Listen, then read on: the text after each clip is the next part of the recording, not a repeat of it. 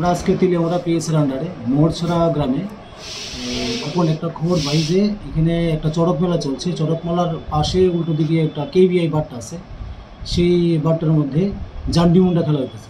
তো আমরা সিভিল ড্রেসে আমরা 3-4 জন আমরা এখান থেকে পুলিশ পার্সন পাঠাইছিরা আমরা সবাই মিলে সেটা একটা টিএসআর সভা করে আমরা একটা রেড করি।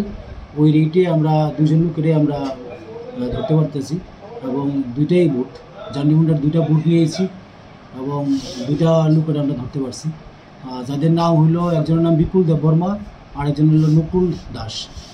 একজনের বাড়ি তুসিন রায়ে আর একজনের বাড়ি মোহরছড়া লালটিলা। এবং আমরা তাদের সাথে টোটাল 9,080 টাকা পেয়েছি।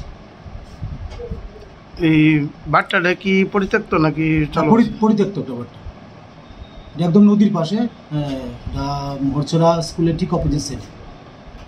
মোহরছড়া স্কুল থেকে প্রায় 1 কিলোমিটার দূরে একটা নদীর পাশে।